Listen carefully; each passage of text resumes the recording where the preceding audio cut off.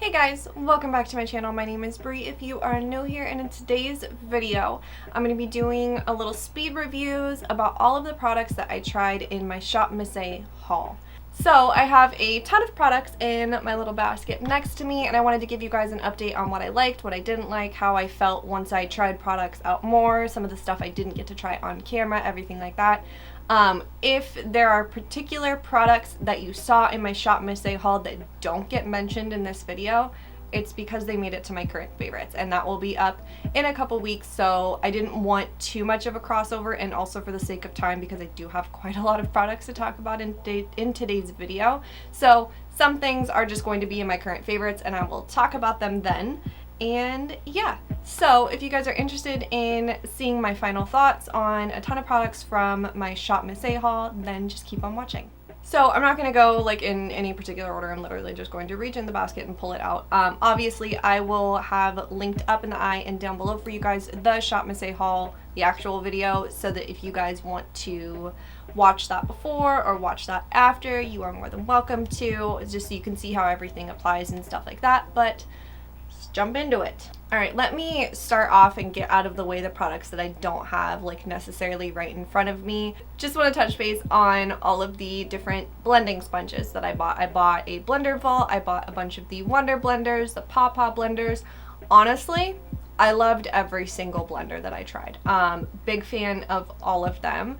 Paw was definitely my favorite. I will be talking about that one in my favorites video, but I loved all of them. You really can't go wrong with any of the sponge purchases from shopmissa. The blender vault was really cool because I think it was like 10 bucks, and you get, if I remember correctly, it was like 6 or 8 different sponges, and you got to try it a bunch of different types, and I just really liked it. So big fan of all of the blenders that they have. I'm pretty sure I tried all of them.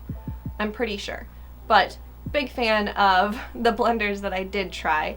So got that one out of the way. I mean, I technically do have these in front of me. The brush set that I bought, it's okay. The brushes are really soft. They're just not like, they're good if you need them in a pinch, but they're definitely not my favorite brushes. They're very, very light, which could be nice for somebody who might want like a lighter weight brush. I don't know how long they're gonna last. If I'm gonna go for a more affordable brush set, I'm gonna pick a BH Cosmetics brush set. I use a ton of BH Cosmetics brushes, and I love them all. I would personally sooner pick a BH brush set over these ones, and if I'm gonna tell you guys about my absolute favorite eye brush period, it's gonna be the e.l.f. Cosmetics Fluffy Eye Blender brush. This was like $3 or $4, I want to say, and it's such a good brush, and it just does such a good job, far better than these ones. So like in a pinch, they're not the worst, but I wouldn't like recommend them. And then two products that I threw away, honestly, didn't even get to try it. One was the shadow stick. If you guys remember, it was chunky and sticky and just did not, a swatch was just, it just felt disgusting. It looked disgusting. Didn't even make its way onto my eyes to try it. It was just so bad. The bottom was falling off of the pencil. It was just not good. So I wouldn't recommend those at all. I believe I've seen Taylor Wynn talk about them on her channel recently as well, and she echoed pretty much the same thought process that I had, and I just don't recommend them. And then also the Wonder Brow Pomade. I didn't even get a chance to try it because mine came cracked. So it was like the pomade literally fell out of the container, so I didn't get to try it. I don't have much of a review about it, but since I talked about it in that video, I just wanted to touch base with you guys about it. This is a product that I did not try on camera. I tried it off of camera. This is the Aoa Buildable Satin Foundation. So it's in a glass bottle with a little squeezy tube type of situation, a very, very, very thin formula. This might just be me, but I hate the sound of a glass dropper inside of a glass bottle. Oh god, the sound of the two touching together, I hate it. So that's, you know, one little thing. But I just did not like the formula of this whatsoever. I tried to apply it by itself without mixing it in with anything else. I used my regular base, so nothing should have interacted at all. And it just looked so patchy and dry, so incredibly dry on my skin, and it didn't last. Like, it lasted maybe 2-3 hours before it started to break up on my face, and that was the day that I was home all day. So it wasn't like I was wearing a mask, it wasn't like I was really doing much of anything. I was doing some computer work, and it was just breaking down on my skin. It looked so bad. I've had some success mixing this in with other foundations, some. I've come to realize it works well mixed with hydrating but thicker foundation. So something like the Milani Conceal and Perfect foundation, it does mix pretty well with that. I have tried to mix it with something like the L'Oreal Age Perfect foundation, which is a really hydrating foundation, but it's very, very thin. This doesn't mix well with thin foundations. It still just makes it really like streaky and patchy, and like I would use a sponge and like I would bounce the sponge on my face and you could see the outline of the sponge everywhere I pressed it down. It was really not good. Next up is the Clean Slate Primer. It says it is a lightweight and is lightweight and melts right into the skin, leaving it silky smooth while extending makeup wear.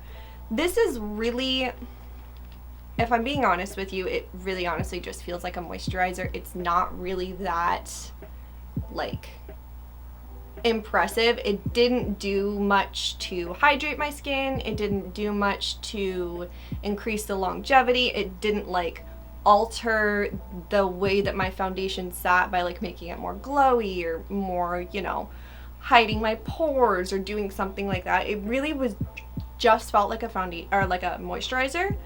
One thing I will note is the last time that I used this, probably about a week or so ago, I took and I, you know, squeezed some out on my finger like I usually do and rub it together, and then I went boop, boop. So on my cheeks, my forehead, and then a little bit on my chin, and then I usually would just take whatever was left over and put a little bit on my nose. So I had like a section right here where I had placed the product, and then I blended out, obviously. And I did my foundation, did my concealer, did my powder, and when I went to go swirl, like I do this literally every single day, never have an issue, but I'll take a brush like this one right here, and I'll literally just swirl it over my face after I press on my loose powder to just kind of dust off any extra, make sure I've swirled it over places that I may have missed. And when I did that, the exact spot that I placed down the primer got patchy.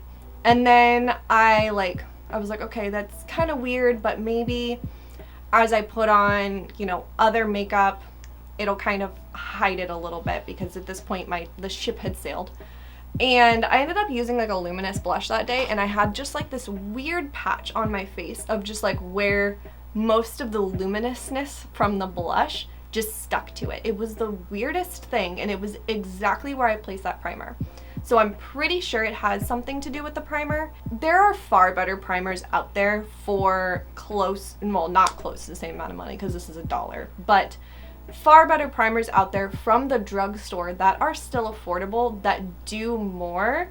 All right, this is the Aoa Velour Highlight in the shade Sometimes. This highlight is actually really, really, really pretty. I wanted to wear it in the video that, in the actual shopmissa video, I wanted to wear it, but I could kind of tell that it would start moving around powder because it is a cream highlight. I could tell that it would start moving around powder if I placed it on my skin.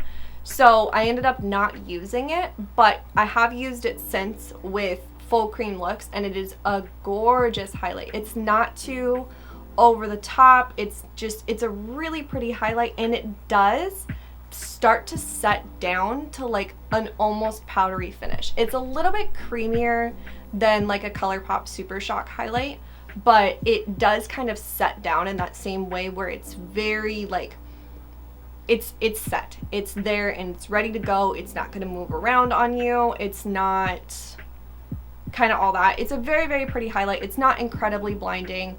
I'm going to go ahead and assume that there's not a whole lot of product in here, considering I have used it like all of twice and maybe swatched it all of 3 times. And you can see that there's already quite a significant dent in it. But again, it was $1, so it's not the end of the world. But I do think that it's really, really pretty. And if you're looking for a product to kind of start to dip your toes into cream highlights, I think that this one could be a really, really good one to start out with. On the same vein, this is they're all AOA, so I'm going to stop saying AOA, but this is the Glow Baby Liquid Highlight. I thought that this was going to be more of a cream. Not like a poured cream like the Velour one, but just like more of a cream, have a little bit more thickness to it. This one is very, very thin. It's really similar to those like oil-based dropper style highlights that were really, really popular a couple years ago. It's very thin and it is very, very oily. I don't like this style of highlight, and if I had realized it was this style of highlight, I wouldn't have purchased it in the first place.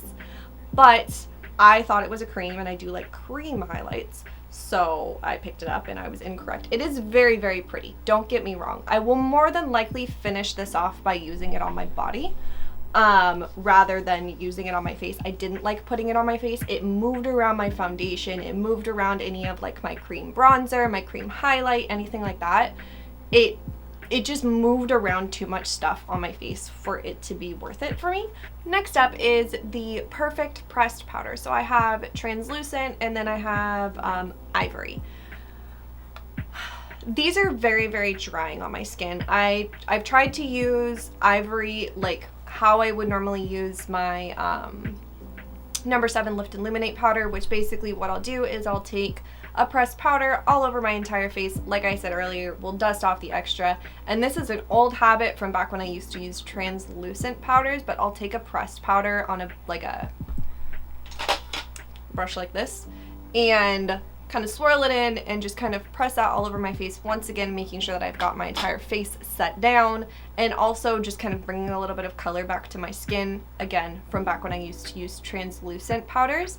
And I've done that with this one, and it is just very, very drying on the skin. I don't know how else to describe it really. In the video I did end up using it as like an eyebrow setting powder over my eye primer, and even then it looked very drying on the skin, even on like my eyebrows, which arguably aren't the driest. I mean, they're not like oily, but they're pretty normal.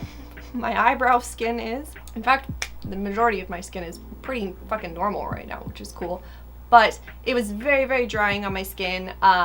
I don't foresee myself using these as powder that I will put all over my face. What I have been doing as of recently, and by that I mean literally since like right after I filmed that video, is when I put on my bronzer or my contour or anything like that, I like to take a little bit of powder on a sponge and just put it down the center of my nose and put it down. I didn't do it today, but put it down the center of my nose and put it on the sides of my nose just to clean it up, add a little bit more definition. And I have been taking my damp sponge and just pressing it into the powder and using it that way. It works really, really well. I can tell that I will prefer to do that with ivory over the translucent, because the translucent does leave a little bit of a white cast behind, but I'm gonna use them up. I'll figure it out. I will probably end up using it to set down my eyebrows, like my primer on my eyes, stuff like that. I'll use them. I just don't recommend purchasing them. This is the Wonder Baked Eyeshadow, and this is in the shade Gravel. First and foremost, this thing is like the hardest thing to get open. Like the little plastic clasp is like, I think just slightly too big, and I dig my finger in it literally every single time, but I think it's just like slightly too big and it gets stuck every time. I had high hopes for this. I really, really did, and I was very, very let down. See, it looks fine when it's built up on a swatch, but when like built up on my finger, but that's how it comes across on my eyes. even over a primer, even like finger, brush, anything, like it takes so much building up. It looked relatively okay with a wet brush and just really working it up that way, but it took so much building and so much work that to me it just wasn't worth it. Speaking of packaging issues, this is the Lumi Radiant Blush in the shade So Close. This one doesn't have a clasp at all. No matter how hard I push, it does not close, which is fine, but you know, it doesn't close. I could never travel with this pretty much. This one is really, really pretty, and this one definitely has quite a bit more pigment than the eyeshadow does, which is crazy. Like I feel like I would rather them be reversed. I would rather slowly build up the blush and have a lot more pigment with my eyeshadow than I would reversed. But that is what it looks like right there. It's a very, very, very pretty blush. It's got a good like luminosity to it. It's a very, very pretty shade. Like I said, it is very pigmented, so you do have to work pretty like gently with it. Use a fluffier brush, use a really light hand, but I do actually really like this and I highly recommend it.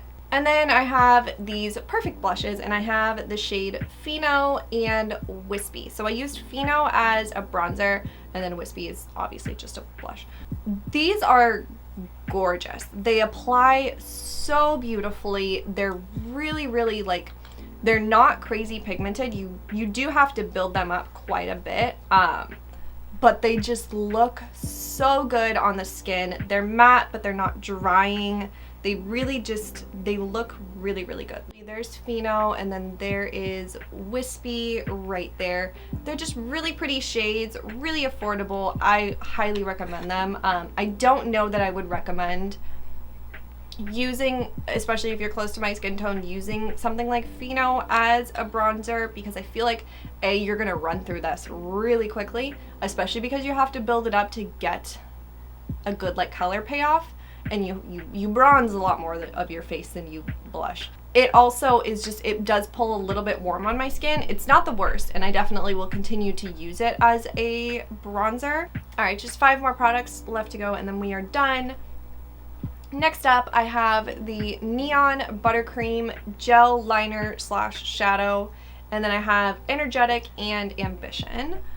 So Energetic is kind of like a yellowy orange shade, and then Ambition is a nice true red shade. The red shade is far more pigmented, far more creamy than the orange shade is, but I didn't hate them.